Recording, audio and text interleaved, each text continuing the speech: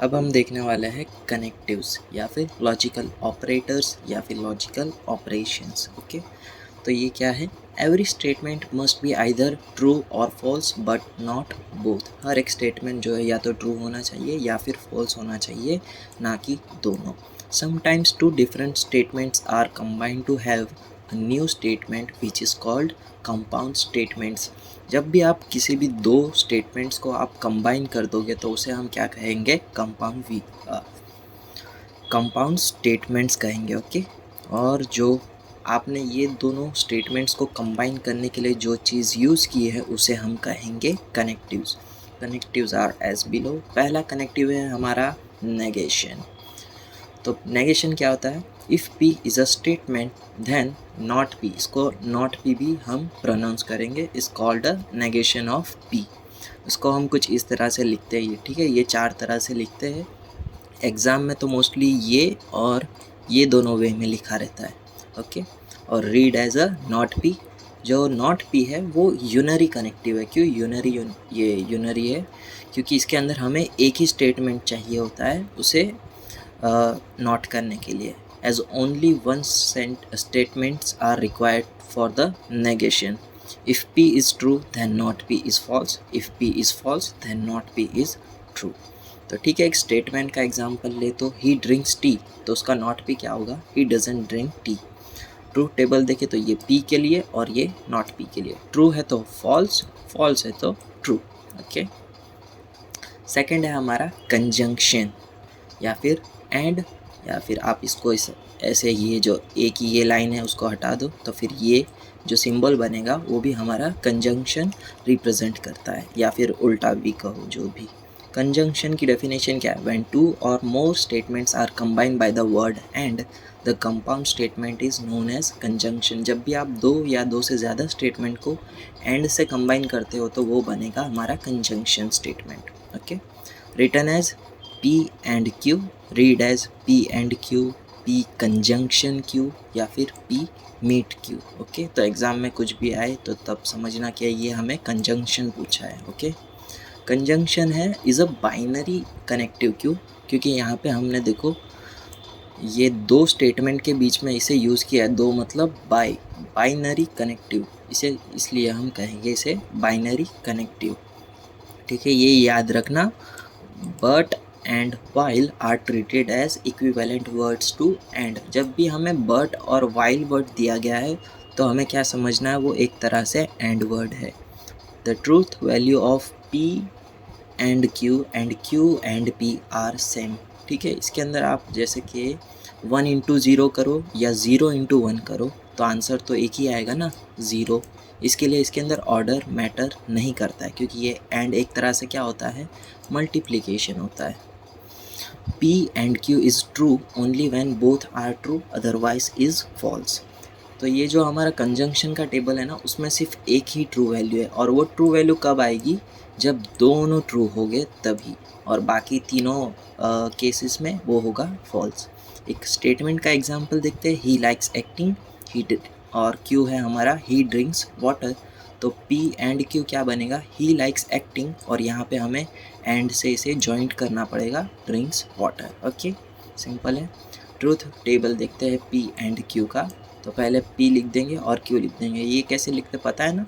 यहाँ पे एक बार T, एक बार T और एक बार F, फिर यहाँ पर 2 बार T और 2 बार F, फिर एक और हो तो 4 बार T और 4 बार F। ओके, तो अभी हमने देखा कि ट्रू वैल्यू कब होगी? जब दोनों ट्रू होगी। तो ठीक है, यहाँ पे देखो तो ये दोनों ट्रू है तभी ट्रू है, और बाकी सारे केसेस में वो फॉल्स है। और अगर नहीं समझ में आता ना तो ये T की जगह पे 1 पुट करो और फॉल्स की जगह पे 0 पुट करो और मल्टीप्लिकेशन करो, और फिर जो 1 आएगा उसको T से रिप्लेस कर देना तो भी सेम यही चीज़ बनेगी। ठीक है, ये उतना कुछ कॉम्प्लेक्स टॉपिक नहीं है, तो देख लेना। ये थर्ड है हमारा डिसजंक्शन, या फिर ये V की तरह हम इसे सिंबलाइज करते हैं।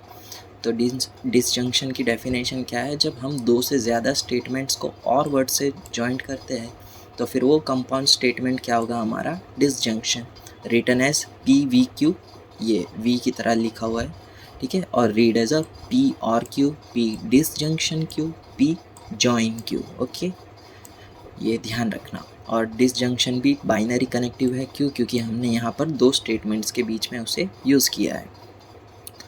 और जो डिसजंक्शन होता है ना, उसके अंदर 3 ट्रू होते हैं और एक ही फॉल्स होता है। तो इसके लिए क्या है कि P और Q is false only when both are false, otherwise it is true, okay. Example देखिए स्टेटमेंट का, तो he drinks tea, he drinks coffee, तो इसे हम किससे जॉइंट करेंगे? और से। P और Q को कैसे लिखेंगे? ही ड्रिंक्स टी और कॉफ़ी, ओके। ट्रूथ टेबल क्या होगा हमारा? P भी Q है, P और Q है, तो इसको हम क्या लिखा था यहाँ पर हमने? P Q is only false when both are false. तो ये वाला स्टेटमेंट, ये वाला देखो आप, तो इसके अंदर ही फॉल्स है, बाकी सभी में ट्रू है।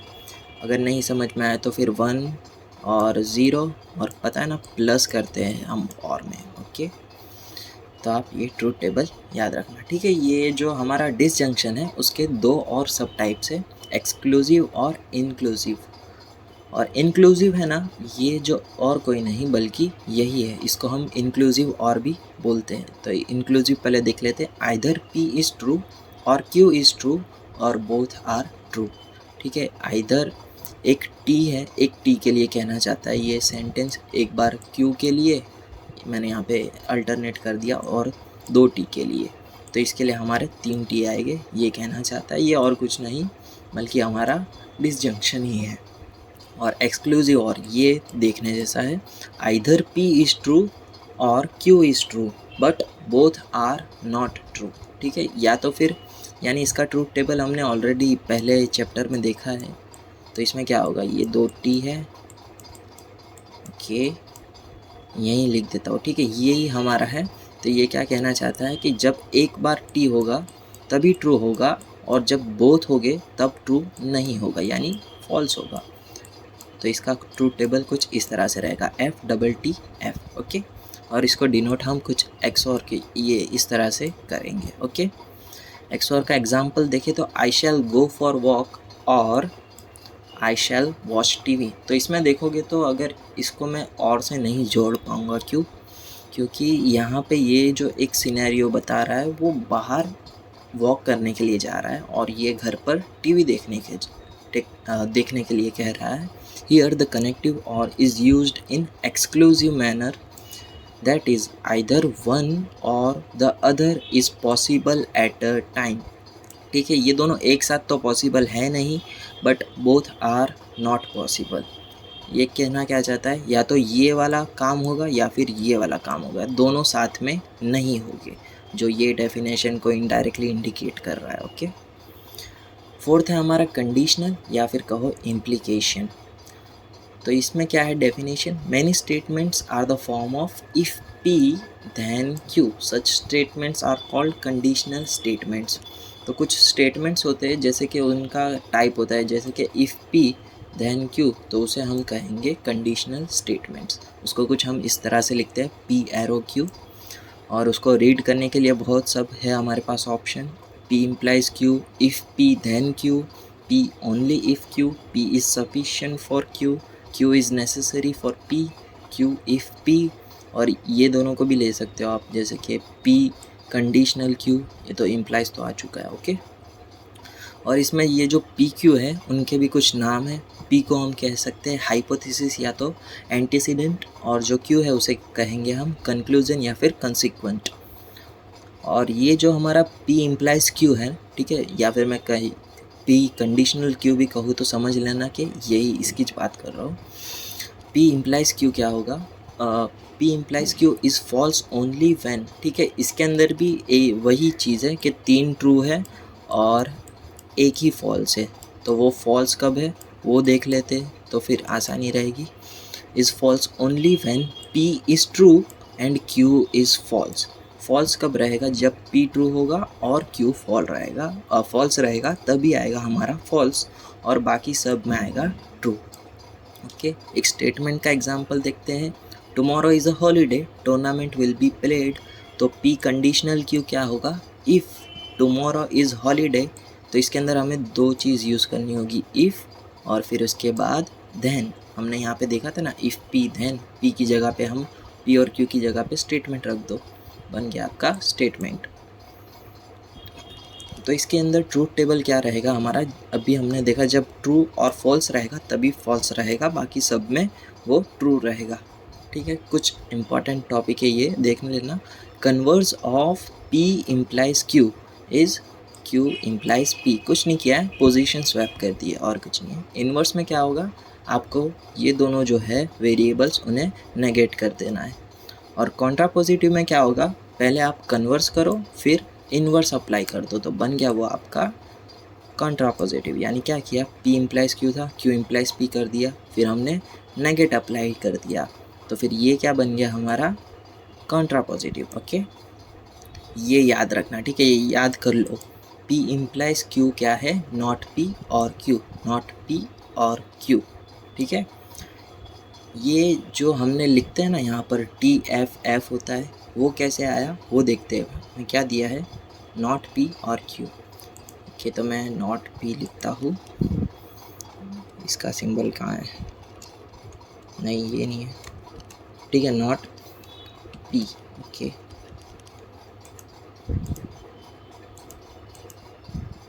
नॉट P लिख दिया मैंने यहाँ पर। अब इसका नॉट क्या होगा, ट्रू का हो जाएगा फॉल्स, ट्रू का हो जाएगा फॉल्स, फिर हो जाएगा ट्रू, फिर इसका हो जाएगा ट्रू। ओके, नंबर ओके बन गया ये।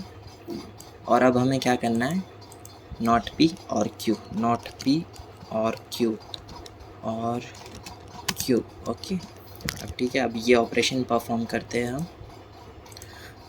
ये हमारा नॉट P है और ये है हमारा Q, तो F प्लस T क्या होगा, T, यानी ट्रू होगा।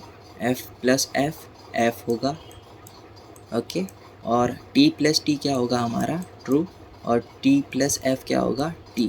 ओके, ये सिर्फ यही एक जो है वो फॉल्स आया, बाकी सारे ट्रू आए, तो इसके पीछे का रीज़न अब पता चला, ये वाली फॉर्मूला थी ये। इसके लिए यहाँ पर हमने डायरेक्ट तो याद रख लिया, पीछे ये वाला फंडा है। ओके, तो ये याद रख लेना, अभी हमें आगे भी ये काम आएगा। फिफ्थ है हमारा बाई कंडीशनल या फिर डबल इम्प्लीकेशन या फिर इक्विवेलेंस। तो बाई कंडीशनल हम किसे कहेंगे, जो statements P if and only if Q के फॉर्म में होंगे उसे हम कहेंगे बाई कंडीशनल स्टेटमेंट्स, जिसे हम कुछ ये डबल साइड एरो से हम डिनोट करेंगे। और रीड क्या होगा, P if and only if Q, P if and only, ये इसका मतलब भी if and only if he होता है। Okay, P is necessary and sufficient for Q, और भी नाम है जैसे कि P by conditional Q, P double implies Q। ठीक है, मैं ये दोनों में से ही कोई रीड करूँगा जब भी ये आएगा तो। Okay, P double implies Q is true when both have same value. इसके अंदर क्या है कि दो सेम वैल्यूज़ रहेगी तभी हमें ट्रू लिखना है, बाकी सब सिनेरियो में फॉल्स रहेगा ये। ओके, यानी डबल T और डबल F के अंदर ट्रू रहेगा और बाकी सब में फॉल्स। ओके, ये हमारा ट्रूथ टेबल है। इसके पीछे भी कौन सी फॉर्मूला है, P implies Q and Q implies P। तो इसके अंदर देखो तो दो कंडीशनल या फिर दो इम्प्लाइज हम यूज़ कर रहे हैं, इसके लिए इसका नाम क्या है, बाय कंडीशनल या फिर डबल इम्प्लाइज। तो ये क्या है, पहले हम P इम्प्लाइज Q फाइंड कर लेते हैं, तो ये वाला टर्म फॉल्स होगा। और यहाँ पर देखो Q इम्प्लाइज P क्या होगा हमारा, T, और ये F, इस तरह से देखना है। ठीक है, इसको स्वैप कर देना, यानी तो ये TF बन रहा है, इसके लिए ये होगा हमारा फॉल्स, ये हो गया हमारा फॉल्स। ओके, अब इसका हमें क्या करना है, एंड करना है। Okay, T into T, T होगा false into something, false, false, T into T, T होगा। ठीक है, तो ये था इसके पीछे का रीज़न है। यहाँ पे तो हमने याद रख लिया कि जब सेम वैल्यूज़ हो तब T लिखना है और जब अलग वैल्यू हो तब F लिखना है, तो उसके पीछे का रीज़न क्या है, ये वाला फॉर्मूला। ओके, एक छोटा सा एग्जांपल देख लेते हैं। P I will go to study, I will go to play. Q है I will complete my homework, then write the connectives. ठीक है, ये हमारा कनेक्टिव है। तो यहाँ पर क्या है, एंड, तो हम क्या करेंगे, एंड से दोनों सेंटेंस को मर्ज कर देंगे। यहाँ पर और है, वी है, इसके लिए और से कर देंगे। यहाँ पे क्या है, नॉट P, तो हम क्या कर देंगे, यहाँ पे नॉट लिख देंगे। ओके, यहाँ पर लिखा ही है। Okay, P P implies Q क्या होगा, उसमें हमें क्या ऐड करना होगा, इफ़ और then। और P डबल इम्प्लाइज Q में क्या होगा, I will go to study if and only if. तो इसके अंदर हम क्या ऐड करेंगे, if and only if. I will complete my homework. ठीक है, यहाँ